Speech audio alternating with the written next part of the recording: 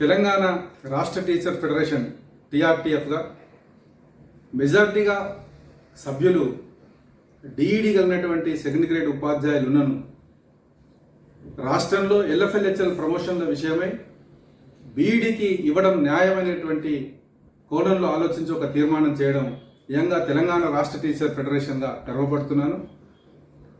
న్యాయమైనటువంటి ఆ తీర్మానం పైన మనం ఒక లేఖను కూడా సిద్ధం చేశాం, ప్రభుత్వం ముందు ఉంచాం, గౌరవ ముఖ్యమంత్రికి అందజేశాం. కానీ అది సాధించుకోలేకపోయినాం. ఎల్ఎఫ్ఎల్హెచ్ఎం ఏనాడైతే ఈ రాష్ట్రంలో అంటే ఉమ్మడి తెలంగాణ ఆంధ్ర ఉన్ననాడు ఉమ్మడి రాష్ట్రంలో ప్రవేశపెట్టబడిందో ఆ రోజు నుంచి ఈ రోజు వరకు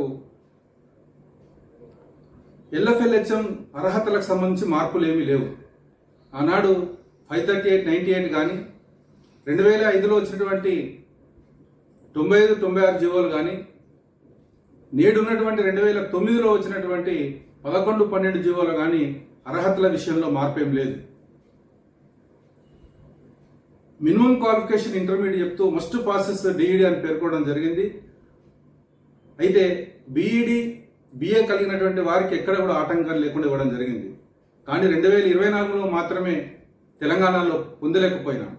ఆంధ్రాలో 2009 తర్వాత నూతనంగా ఆంధ్రప్రదేశ్ విడిపడ తదనంతరం 74వ జీవో 2017లో తీయడం జరిగింది. ఆ 74 జీవోలో కూడా చాలా క్లారిటీగా గతంలో ఉన్నటువంటి అర్హతలు అట్లాగే కొనసాగించారు. అయినా అక్కడ ప్రమోషన్స్ ఇస్తున్నటువంటి విషయాన్ని తెలంగాణ రాష్ట్ర ప్రభుత్వం ముందు చాలా స్పష్టంగా పెట్టాం.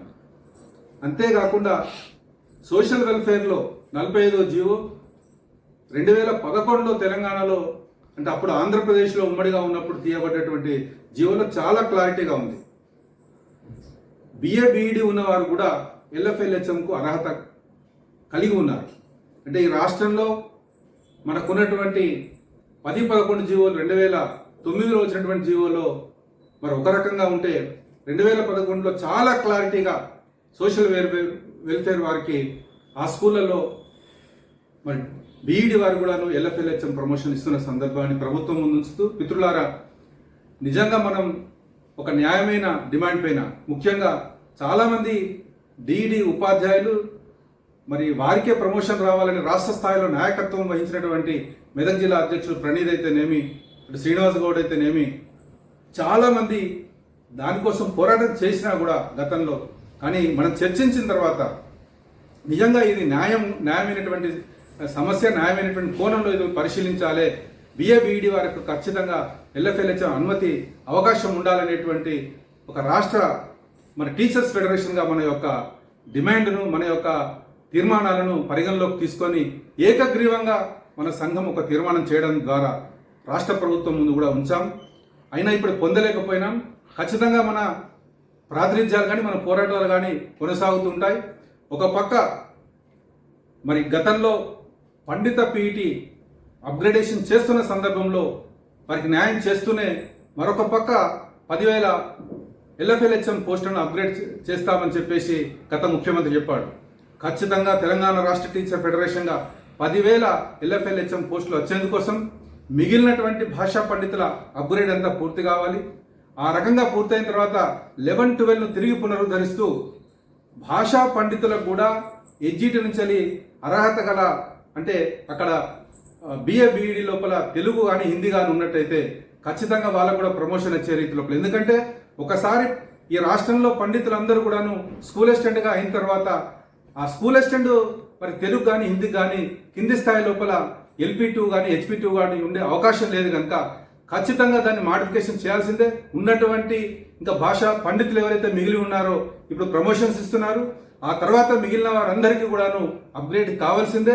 ఆ తర్వాత జీవోలు సవరించుకొని ఎడ్జిటీలకు హిందీ పండితుగా మరి తెలుగు పండితులుగా అంటే సోషల్ తెలుగుగా, స్కూల్ అసిస్టెంట్ తెలుగుగా, స్కూల్ అసిస్టెంట్ హిందీగా ఇవ్వాల్సిన అవసరం ఉంది. ఇట్లా ఒక పక్క ఎడ్జిటీలకు న్యాయం చేయాల్సిందిగా, మరో పక్క మరి బీఈడి వాళ్ళకు కూడా అవకాశం కల్పించాల్సిందిగా ఈ రాష్ట్రంలో ఉన్నటువంటి సోషల్ వెల్ఫేర్ జీవో 45ను పరిశీలించవలసిందిగా రాష్ట్ర ప్రభుత్వం ముందు ఉంచుతాం. అవసరం అనుకుంటే అందరం కలిసి ఈ న్యాయమైన డిమాండ్ కోసం ఉద్యమాన్ని కూడా సిద్ధమవుతాం. ఈసారి ప్రమోషన్ పొందలేకపోయినారు. మళ్ళీ వచ్చే ప్రమోషన్ సంబంధించి మన పోరాటాలు ముఖ్యంగా నా తెలంగాణ రాష్ట్ర టీచర్ ఫెడరేషన్ కార్యకర్తలు అటు డిఈడి వాళ్ళు కూడా ఈ సమస్య పట్ల స్పందించి ఏకగ్రీవంగా సంఘం ఒక తీర్మానం చేయడం పట్ల ఆనందాన్ని వ్యక్తం చేస్తూ మున్ముందు ఈ సమస్యను పరిష్కరించేందుకోసం కలిసికట్టుగా మనం అందరం ముందుకు పోదాం, సమైక్య ఉద్యమం ద్వారా ఈ సమస్యను పరిష్కరించుకుందామనే రీతి లోపల మీకు తెలియజేస్తూ ధన్యవాదాలు.